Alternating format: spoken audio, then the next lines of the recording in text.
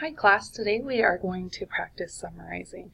Earlier in the week we picked out main ideas and supporting details, and now we need to take that information and summarize it. So today I am summarizing a nonfiction text so that I can explain the important information in my own words. So the purpose of summarizing is to be able to tell that information in your own words. I know I've got it when I have completed the 4-step summary process. So now let's look at the 4-step summary process. The first step of the 4-step summary process is to write a topic sentence. In your topic sentence, you need to identify the item, so the title of a book or an article. You need to select a verb. What is the author doing? And then you need to finish your thought with the big idea for the whole article. Next, you will copy this 3 parts of a sentence into a complete sentence along these lines, which will then work as your topic sentence. Next, you need to use the article to help you create a fact outline. A fact outline is a list of the most important ideas within the text. Once you have completed a fact outline, you will move on to step 4, which is use your fact outline to write a summary paragraph. So let me show you a couple examples of how this will work. First of all, this week you are going to be reading Earth's Fiery Volcanoes. So the first thing that you need to do in writing a summary is identify the item, select a verb, and finish your thought. So the item we're identifying is Earth's Fiery Volcanoes. So I would write in the article titled Earth's Fiery Volcanoes,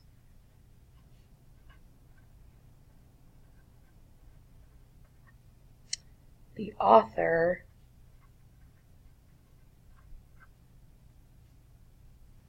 and now I need to move on to selecting a verb. So once I read this entire passage, I want to decide what is the author doing. So I'm going to show you a couple examples of some verbs. Here are different types of summary verbs. So your author might be comparing two things, might be comparing the way volcanoes work versus the way earthquakes work. Okay? They might be explaining how the volcano works. They might be providing examples of what happens during a volcano. What your goal is to do is to pause the video after I give you these directions. So you're going to read the article, and then you're going to come back to this video and you're going to look at this list of summary verbs and see if you can choose the verb that best fits with this article. Remember, keep in mind, what is the author doing by writing this article? Go ahead and pause the video now as you read. All right, now you are going to select a verb.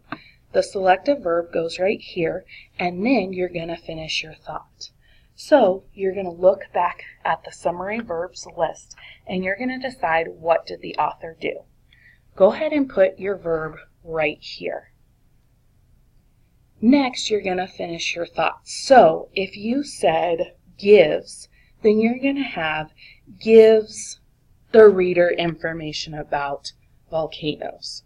Okay? If you chose the word compares, you're going to say compares volcanoes and earthquakes. So you're going to finish your thought of the verb and include that right here. The next thing you're going to do is now take the 3 parts of a topic sentence and write it together into a real sentence for step number 2. Go ahead and pause the video and do that now. All right, now you are going to create a fact outline. So I want you to go back to the article and I want you to find the most important details that you think show what the author was doing. So if your author is comparing volcanoes, and earthquakes, then your fact outline should include information about how they're the same and how they're different. Finally, you're going to write these fact outlines into real sentences so you have a summary paragraph of the article. If you need to come back to any part of the video, please do so. Go ahead and begin working now.